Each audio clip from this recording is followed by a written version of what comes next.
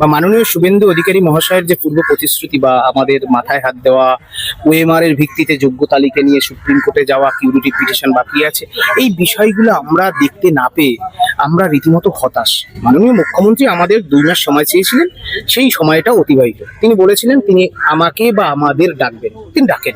SSC 2016 সালের যোগ্যদের চাকরি ফেরানোর ক্ষেত্রে কোনো সদর্থক ভূমিকা, কোনো আইনানুগ ভূমিকা বা চাকরিহারাদের, আমরা তো তার ভাই, ছোট ভাই, আমরা তার রাজ্যের প্রজা, আমরা অসহায় বঞ্চিত শিক্ষক, আমাদের সাথে বৈঠক করতে কি এমন অসুবিধা ছিল? তাহলে কোনো পদক্ষেপ নেই। সেজন্য আমরা আমাদের কথা বলার জন্য যাচ্ছি। তা আমরা ন্যায়সঙ্গত দাবি রেখেছি। আমরা বলেছি যে মাননীয় মুখ্যমন্ত্রী আপনার প্রতিশ্রুতি অনুযায়ী ওএমআর এর ভিত্তিতে সেগ্রিগেট করে সুপ্রিম কোর্টে কিউরিটি পিটিশন বাকি আছে, সেই তালিকা সুপ্রিম কোর্টে নিয়ে যান। SLST 1 এবং RLST 3, এই যে ভাই শিক্ষাকর্মী, আজকে 16 মাস ধরে বেতন বন্ধ, এদের বিনা দোষে যোগ্য চাকরি চলে গেছে, এদের অ্যাকাউন্টেবিলিটি কে নেবে? রাষ্ট্রকে তো নিতে হবে। তিনি 2 মাস সময় চেয়েছিলেন, সেই 2 মাস সময়টা 25শে জুলাই পূর্ণ হয়ে গেছে। বিধানসভায় বিল আনবেন তিনি বলেছিলেন, আপনারা জানেন 3রা সেপ্টেম্বর 2025 সেই চিঠি মাননীয় বিরোধী দলনেতা তৎকালীন মাননীয় মুখ্য সচিব মনোজ পন্তকে দেয়া, সেই চিঠি আজও আছে। তো সুতরাং সেগুলো না হওয়াতে আমাদের চাকরিহারা শিক্ষকরা এই সরকার আসার পর 3 জন মারা গেছে, তাদের পরিবারকে 1 কোটি টাকার ক্ষতিপূরণ দিতে বলেছি, তার অনুরোধ জানিয়েছি, তাদের পরিবারকে একটি করে চাকরি দেওয়ার কথা বলেছি। দেখবেন আপনারা রথযাত্রায় 300 কোটি টাকা দেওয়া হয়েছে, তাহলে 1 কোটি টাকা দিলে 10 কোটি টাকা। সরকার তো মানবিক, চারিদিকেও ভালো ভালো কাজ করছে। আজকে মাননীয় প্রধানমন্ত্রী কথা মেনে যাতে চাকরিহারাদের বাঁচানোর রাস্তা, সমস্যা সমাধানের জন্য আলোচনায় বসেন, এটাই আমরা ক্ষুদ্র দাবি। এবং 7 তারিখের যে বড় মিছিল, মহামিছিল, মহাসমাবেশ, অনির্দিষ্টকালের আন্দোলন কিছুই হবে না যদি মাননীয় মুখ্যমন্ত্রী সমস্যা সমাধানের জন্য আমাদের চাকরিহারা প্রতিনিধিদের সাথে উপযুক্ত সময়ে তিনি বৈঠকের এবং এই সমস্যা সমাধানের লিখিত যদি বিষয় তিনি আশ্বাস দেন, তিনি যদি তাদের ক্ষতিপূরণের ব্যবস্থা করেন, আমরা নিশ্চয়ই, আমরা তো আন্দোলন করতে চাই না। আমি তো যেটা রাস্তায় নেমেছিল, ধর্মেন্দ্র প্রধান পদত্যাগ করেছে শিক্ষামন্ত্রী, ছাত্রদের যে জয় সেটা সরকার মান্যতা দিয়েছে। সুমন বিশ্বাসরাও পথে নামছে। 7 তারিখ আপনাদের একটা জোড়া বড় মিছিল রয়েছে। দেখুন, আমরা তো পথে নামতে চাইনি। মাননীয় মুখ্যমন্ত্রী শ্রী শুভেন্দু অধিকারী তিনি দায়িত্ব নেওয়ার পর আমরা জনতার দরবারে দেখা করেছি, একাধিকবার চিঠি দিয়েছি, বিভিন্নভাবে মাননীয় সুকান্ত মজুমদার মহাশয় থেকে শুরু করে কেন্দ্রীয় সভাপতি শ্রী নীতিন নবীন ভারতীয় জনতা পার্টি, শ্রমিক ভট্টাচার্য মহাশয় স্টেট প্রেসিডেন্ট ভারতীয় জনতা পার্টি, এবং রাজ্যের যে দপ্তর, সরকারি দপ্তর সর্বত্র আমরা চিঠি দিয়েছি। এডুকেশন মিনিস্টার শ্রী দীপক বর্মন আমরা বৈঠক করেছি। আমরা সরকারের যে দৃষ্টিভঙ্গি বা মাননীয় শুভেন্দু অধিকারী মহাশয়ের যে পূর্ব প্রতিশ্রুতি বা আমাদের মাথায় হাত দেওয়া, ওএমআর এর ভিত্তিতে যোগ্য তালিকা নিয়ে সুপ্রিম কোর্টে যাওয়া, কিউরিটি পিটিশন বাকি আছে, এই বিষয়গুলো আমরা দেখতে না পেয়ে আমরা রীতিমতো হতাশ। মাননীয় মুখ্যমন্ত্রী আমাদের 2 মাস সময় চেয়েছিলেন, সেই সময়টা অতিবাহিত। তিনি বলেছিলেন তিনি আমাকে বা আমাদের ডাকবেন, তিনি ডাকেন। আগস্ট অবধি সময় ছিল, তিনি 2 মাস সময় চেয়েছিলেন, সেই 2 মাস সময়টা 25শে জুলাই পূর্ণ হয়ে গেছে। বিধানসভায় বিল আনবেন তিনি বলেছিলেন, আপনারা জানেন 3রা সেপ্টেম্বর 2025 সেই চিঠি মাননীয় বিরোধী দলনেতা তৎকালীন মাননীয় মুখ্য সচিব মনোজ পন্তকে দেয়া, সেই চিঠি আজও আছে।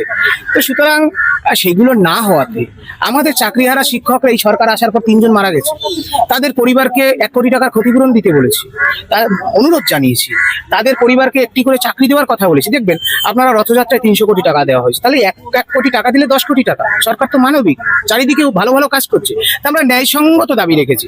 আমরা বলেছি যে মাননীয় মুখ্যমন্ত্রী আপনার প্রতিশ্রুতি অনুযায়ী ওএমআর এর ভিত্তিতে সেগ্রিগেট করে সুপ্রিম কোর্টে কিউরিটি পিটিশন বাকি আছে, সেই তালিকা সুপ্রিম কোর্টে নিয়ে যান। SLST 1 এবং RLST 3, এই যে ভাই শিক্ষাকর্মী, আজকে 16 মাস ধরে বেতন বন্ধ, এদের বিনা দোষে যোগ্য চাকরি চলে গেছে, এদের অ্যাকাউন্টেবিলিটি কে নেবে?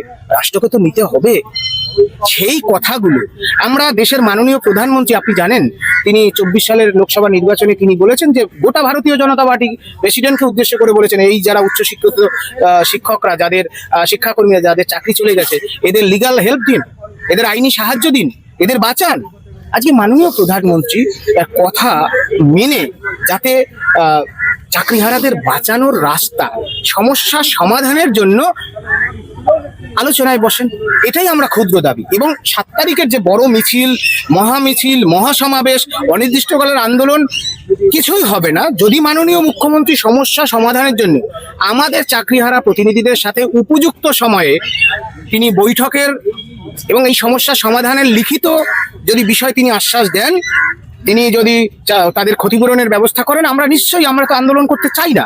আমি তো বারবার বলছি, আমাদের কারোর পদত্যাগ, কারোর সরকার বিরোধী স্লোগান, কাশ্মীর বাংলা আজাদি, এইসা কুছ নেই।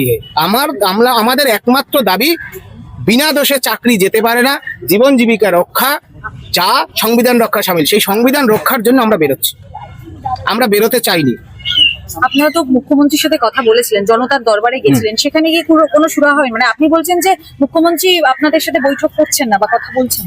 দেখুন, সেখানে আমরা গিয়েছি, তিনি কথা বলেছেন, কিন্তু তার পরবর্তী তিনি যে 2 মাস সময় চাইলেন, তাতে আপনারা এসএসসির বিষয়ে আপনি দীর্ঘদিন ধরে এই রিপোর্টিং করছেন, সরকারের পক্ষ থেকে এসএসসি 2016 সালের যোগ্যদের চাকরি ফেরানোর ক্ষেত্রে কোনো সদর্থক ভূমিকা, কোনো আইনানুগ ভূমিকা বা চাকরিহারাদের, আমরা তো তার ভাই, ছোট ভাই, আমরা তার রাজ্যের প্রজা, আমরা অসহায় বঞ্চিত শিক্ষক, আমাদের সাথে বৈঠক করতে কি এমন অসুবিধা ছিল? তাহলে কোনো পদক্ষেপ নেই। সেজন্য আমরা আমাদের কথা বলার জন্য যাচ্ছি। আগামী 7 তারিখ আমরা যাব, প্রশাসনকে আমরা চিঠি দিয়েছি এবং জনগণের দেশ, জনগণের রাস্তা, শান্তিপূর্ণভাবে আমরা সবকিছু, আপনারা জানেন অতীতেও করেছি, পুলিশ আমাদের মারে, আমরা কোনোদিন মারি না, আমরা মার খাই।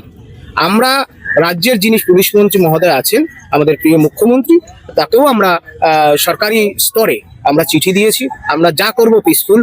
আমরা আমাদের দ্বারা কখনোই রাষ্ট্রীয় সংহতি বিঘ্নিত হয়, এসব কাজ তো কোনোদিন হয়নি, আগামী দিনেও হবে না। সুতরাং আমাদেরকে সহযোগিতা যেন সরকার করেন, ভালো হয়। মাননীয় মুখ্যমন্ত্রী তার প্রতিশ্রুতি পালনের জন্য, সেটা যাতে ভুল প্রমাণিত হয়ে না যায়। তিনি কথায় কথায় বলেন, প্রধানমন্ত্রীর কথা বলেন, আমাদের মাননীয় নরেন্দ্র মোদীজির কথা, তাহলে নরেন্দ্র মোদীজির কথা মেনে তিনি উপযুক্ত পদক্ষেপ গ্রহণ করুন, এতটুকুই তো আবেদন, নিবেদন, অনুরোধ। এখানে এক ফোঁটাও সরকার বিরোধিতা কিছু নেই। আপনারা শান্তিপূর্ণ আন্দোলন? একেবারে শান্তিপূর্ণ, একেবারে শান্তিপূর্ণ। আপনারা দেখবেন পুলিশ যদি আমাদের পেটায়ও, কথার কথা বলছি, দেখবেন আমরা পিঠ পেতে দিয়েছি, দেখবেন আমাদের রক্তে রঞ্জিত হচ্ছে রাজপথ, কিন্তু আমরা পুলিশি প্ররোচনায় কখনো পা দিইনি, আগামী দিনেও দেবো না। এবং সুপ্রিম কোর্টও আইনসঙ্গতভাবে আমাদের যে দাবি, জনগণের দাবি প্রতিষ্ঠিত করার জন্য আন্দোলনের কথা বলেছেন, পিসফুল, সেই অধিকার নিয়ে যাব, জনগণের অধিকার নিয়ে যাব। এই যে আদিবাসীদের অধিকার খণ্ডিত হচ্ছে, ইনি হচ্ছেন সত্যপ্রভাত মান্ডি, বিনা দোষে চাকরি চলে গেল। আপনাকে বললাম ইনি একজন শিক্ষাকর্মী, যোগ্য শিক্ষাকর্মী, বিনা দোষে চাকরি চলে যাচ্ছে। আচ্ছা, দৃষ্টিহীন, এই যে রয়েছে দৃষ্টিহীন, 100% দৃষ্টিহীন, এরকম অসংখ্য যারা নট কল ফর ভেরিফিকেশন হয়েছে, এদের জীবনের মূল্য নেই, এদের বাঁচাবে কে? সংবিধান তো বলছে এদের জীবন জীবিকা বাঁচাও, এদের বাঁচতে দাও। সংবিধানের 338 এর ধারায় বলছে আদিবাসীদের বাঁচতে দাও, নমশূদ্র, মতুয়া, রাজবংশী, পিছিয়ে পড়া, এদেরকে বাঁচতে দাও। যেটা জীবন জীবিকা রক্ষা, আসলে সংবিধান রক্ষা, সে কথাই আমরা বলতে যাব। এতটুকুই। পরিশেষে আমরা আপনাদের মিডিয়ার মাধ্যমে আমরা মাননীয় মুখ্যমন্ত্রী, গোটা মন্ত্রিসভা, ভারতীয় জনতা পার্টির যত বিধায়কগণ আছেন, অনেকেই আমাদের পরিচিত, সকলের কাছে বিনম্র অনুরোধ, তাদের কাছে আমাদের অনুরোধ, তারা যেন খুব গুরুত্ব সহকারে বিষয়টা, সমস্যা সমাধান করেন। এসএসসি 2016 সালের SLST 1 এবং RLST 3 যোগ্যদের চাকরি ফেরাতে হবে, ওই OMR এর ভিত্তিতে ফেরাতে হবে, এবং সবাইকে, চাকরিহারা সমস্ত অংশকে আমাদের অনুরোধ, আপনারা প্রত্যেকে আসুন, ইতিহাস সৃষ্টি হবে, ইতিহাস সৃষ্টি হবে। আমি আপনাদের বলছি, আপনারা আসুন, কোনো পুলিশি প্ররোচনায় পা দেবেন না।